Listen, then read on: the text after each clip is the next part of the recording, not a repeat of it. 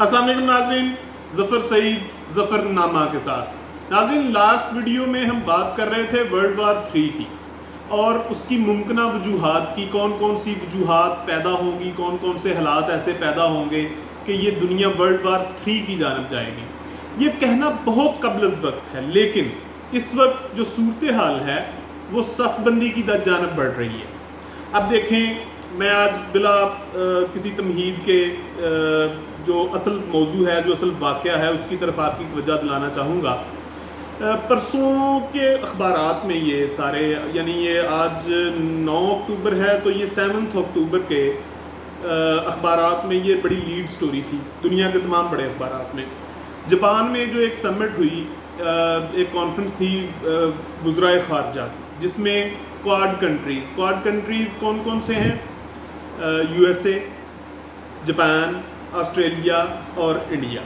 ये quadrilateral countries मतलब इसमें इस लिस्ट में आते हैं। जैसे एक फोरम बना था NATO, फिर ये OIC बना, फिर ये एक शंघाई तामन तंजीम है। इसी तरह क्वाड कंट्रीज़ भी इस वक्त पूरी दुनिया में अपना एक वजूद रखते हैं और ये एक ऐसा अलायंस है जो कम अज़ कम मेरी नज़र में, या कम अज़ कम जो मैं समझ रहा हूँ, जो बड़े तज्ज़ियाकार इस वक्त बयान कर रहे हैं, उनके मुताबिक ये एक ऐसा अलायंस है जो बिलखुसूस चाइना को टारगेट किए हुए है। अब इनकी क्या नीयतें हैं, क्या है, ये सारी चीज़ें अब हम डिस्कस करते हैं, लेकिन मैं आपको ख़बर दिए जा रहा हूँ कि ये जापान में मीटिंग हुई है। जापान में पिछले महीने आपको याद होगा शिंजो गवर्नमेंट का इख्तिताम हुआ है और अब शुगा गवर्नमेंट नई बनी है वहाँ पे।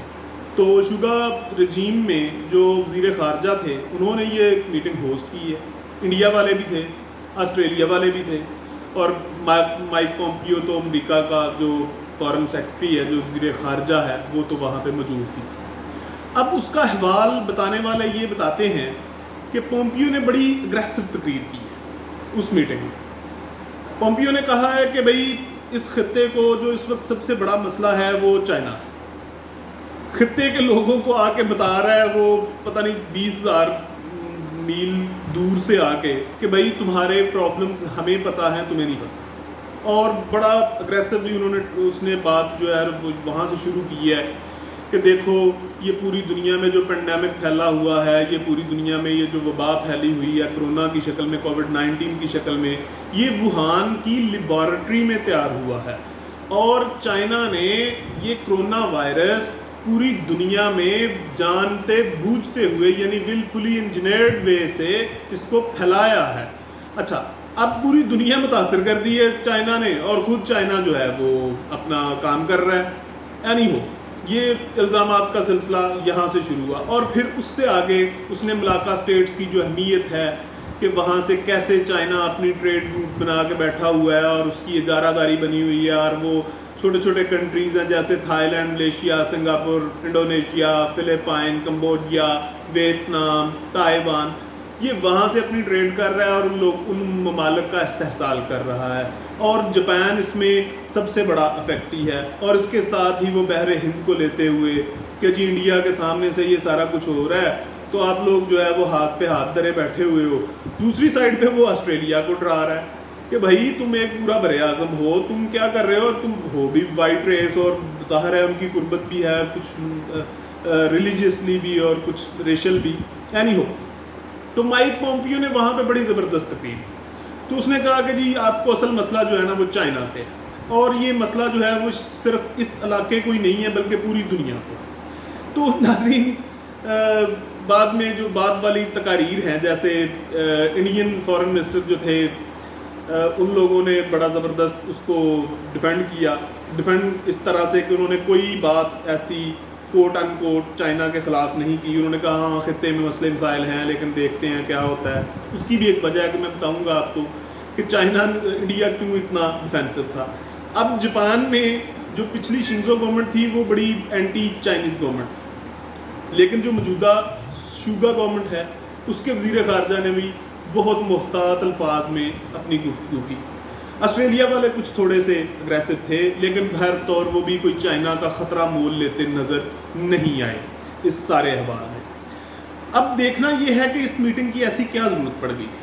امریکنز کو وہ خود اتنے پھنسے ہوئے ہیں برے، ان کے الیکشنز بھی چل رہے ہیں، پینڈیمک بھی پھیلا ہوا ہے وہاں پہ، جو ریشل ایشوز ہیں وہ بھی بہت بڑے ہیں، جارج فلائیڈ کی ڈیتھ کے بعد آپ کو پتہ ہے بڑے مظاہرے ہوئے، بڑے وہ یہ کیا ان کو پڑی کہ پومپیو فورن سے اڑا اور آگے جاپان میں کوئی 10-20 ہزار کلومیٹر کے فاصلے پہ آ کے ایک الائنس جو ہے اس کی تشکیل کے لیے دن رات کوشاں ہے.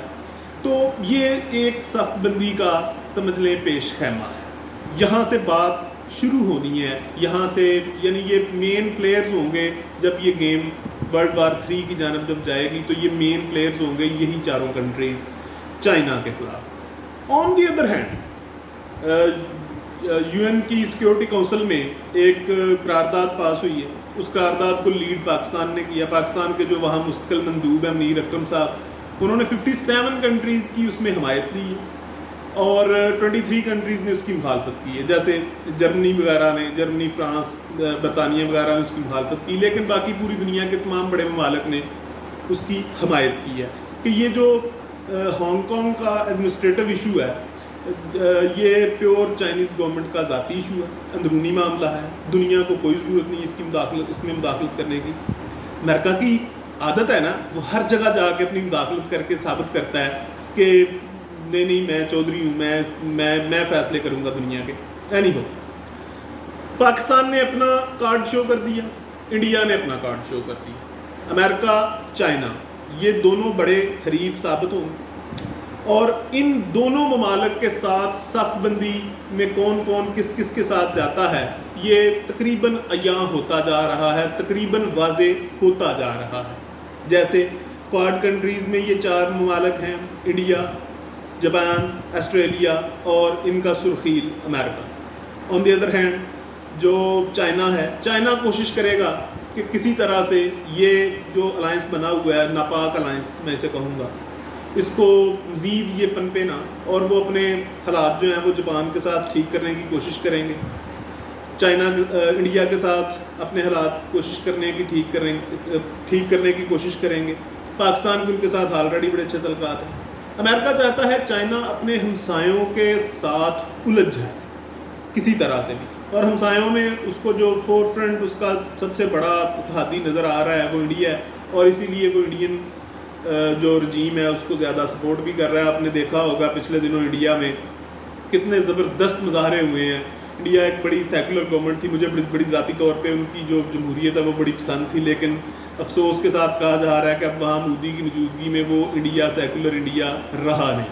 اب وہ انڈیا ایک پیور ہندو فاشسٹ اسٹیٹ بنتا جا رہا ہے، اس میں کم از کم بننے جا رہا ہے، ابھی بنا نہیں. تو میں امید ہی کر سکتا ہوں کہ اللہ کرے وہاں پہ بھی ایسے حالات پیدا ہوں کہ وہاں پہ جو پیور ایک سیکولرٹی تھی، جو پلورلٹی تھی، اس کو پھر سے فروغ ملے. تو بہرحال یہ صدی تو میں نہیں کہوں گا، یہ دہائی 2020 سے جو معاملات شروع ہوئے ہیں، اور اس کا سب سے پہلا جو آپ کے سامنے ایک رزلٹ آیا ہے وہ کووڈ-19 کی شکل میں آیا ہے. تو کووڈ-19 کو ناظرین اگنور نہیں کرنا. کووڈ-19 محض ایک وبا نہیں ہے. کووڈ-19 میں یہ بھی نہیں کہہ رہا کہ کووڈ-19 ایک بایو وار کا ایک بڑا ہتھیار ہے.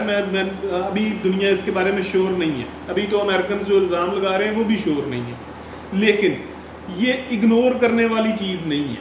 دیکھیں نا، ذرا غور کریں، اس وقت پوری دنیا میں آلموسٹ کووڈ-19 ایک دفعہ پھیلا، پھر اس کا تھوڑا سا دباب ہوا، دنیا کوارنٹائن میں گئی، اسمارٹ لاک ڈاؤنز ہوئے، اور پھر الٹیمیٹلی دنیا پھر سے کھلنا شروع ہو گئی. لیکن اب دوبارہ سے اس کی نئی ویو کا اندازہ کیا جا رہا ہے، کم از کم یورپ میں، برطانیہ میں اور امریکہ میں. تو اس ساری صورتحال کا جو ڈائریکٹ بینیفیشری ہے وہ بہر طور چائنا ہے. تو میں پھر کہہ رہا ہوں کہ ابھی میں خود شور نہیں، اس لیے یہ ابھی آراء ہیں، ذاتی تجزیات ہیں، اندازے ہیں. ہو سکتا ہے یہ ایک بہت بڑا ہتھیار ہو پاور ٹرانسفر ہونے کا. میری لاسٹ ویڈیو میں آپ کو یاد ہے میں نے کہا تھا ورلڈ وار 3 کا سب سے بڑا فیکٹر ڈالر ہوگا، ڈالر کا قائم رہنا یا ڈالر کا ٹوٹنا. تو ناظرین دیکھنا پڑے گا کہ اس کووڈ-19 کے بعد والی دنیا، یعنی جو پوسٹ کرونا ایرا ہے اس میں ڈالر کی کیا صورتحال بنتی ہے، کیونکہ اس بات پہ تمام تجزیات جو ہیں وہ متفق ہیں کہ بہر طور ڈالر گیم چینجر ہے، ڈالر نے فیصلہ کرنا ہے سپر پاور کون ہوگا، ڈالر نے فیصلہ کرنا ہے ورلڈ وار 3 کب ہوگی کب نہیں ہوگی. Stay tuned.